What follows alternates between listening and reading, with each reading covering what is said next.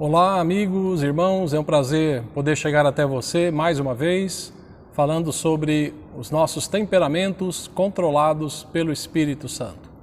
Antes, acompanhe as nossas redes sociais da Igreja Batista Livre de Jaboticabal, dê um like para que você possa estar conosco e nos ajudar a divulgar para mais pessoas.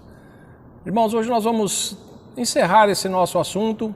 Na verdade, é um assunto vasto, mas falamos bastante sobre a origem dos temperamentos, quais são os temperamentos, e hoje eu quero concluir falando sobre as virtudes e as fraquezas de cada temperamento.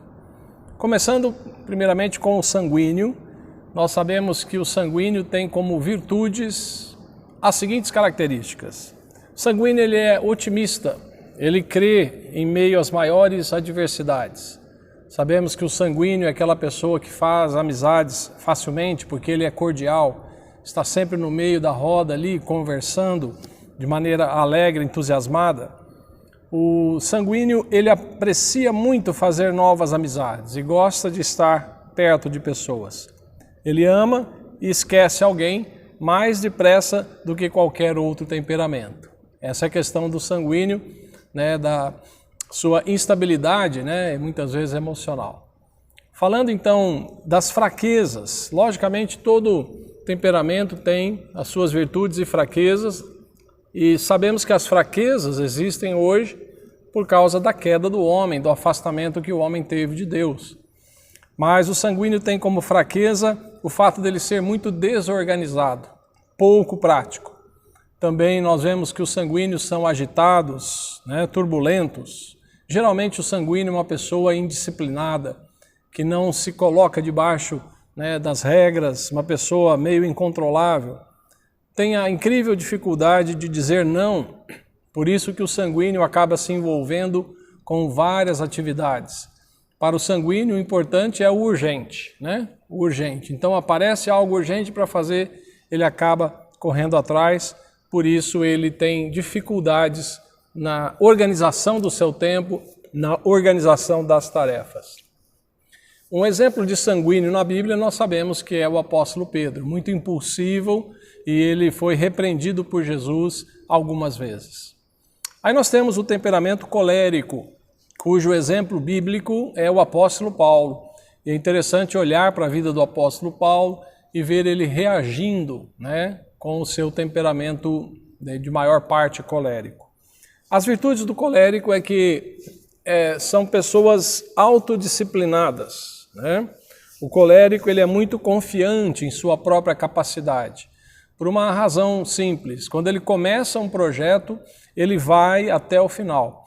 E o fato dele realizar os seus projetos planejados lhe dá muita autoconfiança.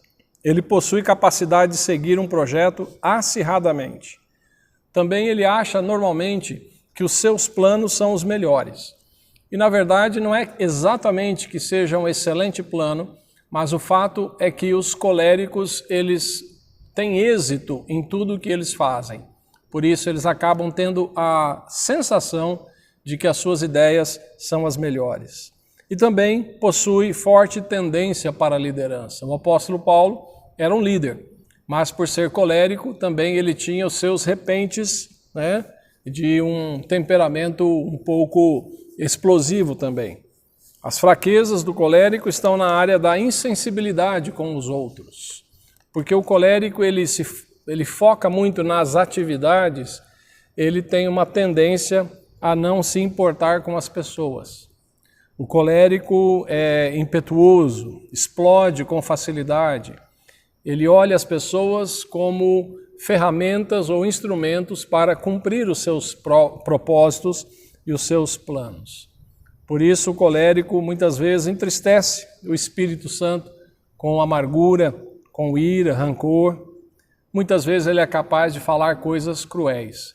Quando olhamos para o apóstolo Paulo, ele teve alguns embates muito fortes com Barnabé, com Pedro e com outros seguidores, ou mesmo com a igreja também.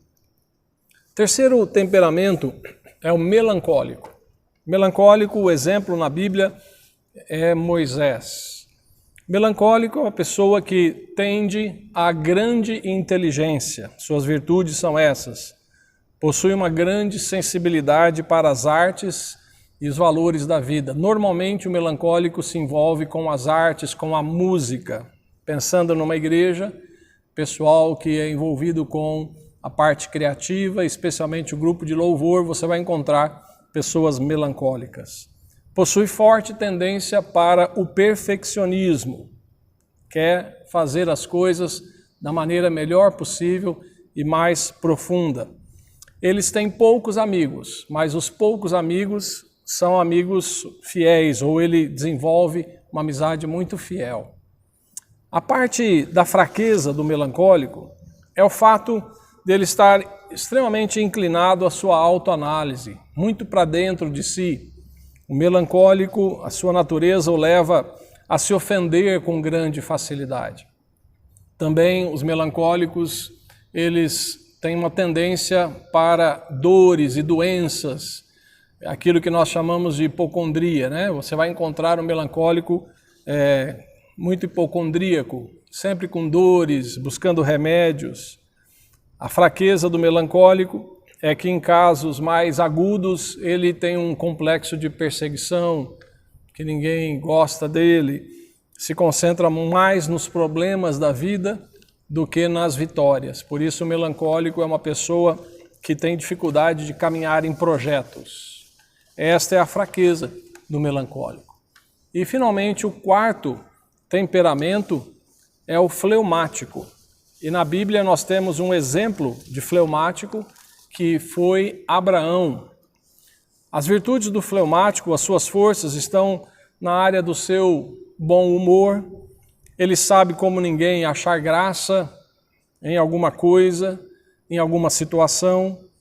É altamente qualificado para ser um bom conselheiro, porque o fleumático é uma pessoa equilibrada, no sentido de não ter grandes exageros, nem negativos e nem positivos. Ele cumpre suas obrigações, gosta de horários bem cumpridos.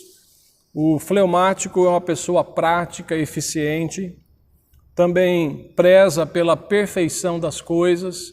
E o que nós podemos falar marcadamente do fleumático é que é uma pessoa sem muitos altos e baixos emocionais. Ele é mais constante. Mas também o fleumático tem as suas fraquezas.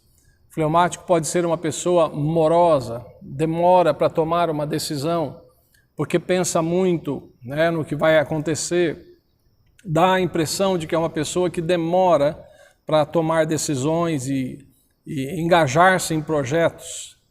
Para um sanguíneo entusiasmado, o fleumático parece uma pessoa indiferente. Para um melancólico pessimista, o fleumático parece uma pessoa muito otimista, não é? O fleumático pode ser egoísta, passar tempo apenas pensando nas suas coisas. Ele é obstinado, ele rejeita mudanças ao seu redor, tem isso também.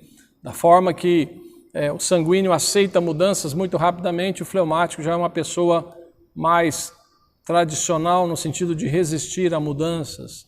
E ele também tem uma tendência à crítica, mas se reserva fazer essas críticas não publicamente, mas num ambiente fechado. É interessante pensar sobre os temperamentos, porque todos eles têm suas forças e fraquezas.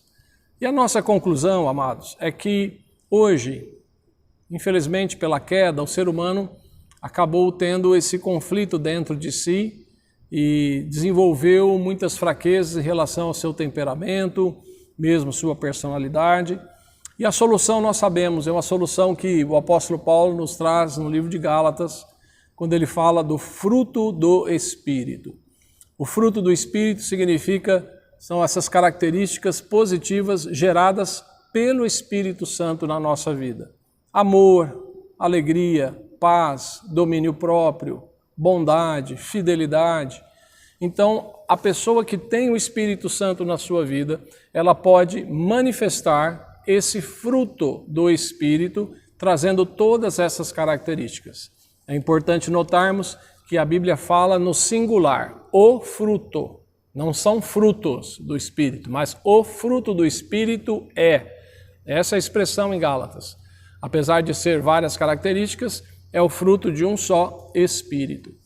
Então, para que você possa ter o seu temperamento controlado, logicamente, primeiro você precisa nascer de novo, receber a Cristo na sua vida, e a partir desse momento que você tem Cristo na sua vida, você passa a ter o Espírito Santo, então o Espírito Santo poderá controlar você, trazer essas características que estabilizam o nosso temperamento. Então, duas coisas importantes: nascer de novo e ter comunhão diária com Deus através da oração, comunhão com o Espírito Santo. Espero que esse estudo tenha ajudado você a descobrir o seu temperamento, avaliar, meditar, submeter o seu temperamento diante do Senhor, para que você tenha uma família mais feliz, um ministério mais bem-sucedido, relacionamento com as pessoas de maior sucesso. Que Deus te abençoe, nos aguarde para os próximos temas. Até mais.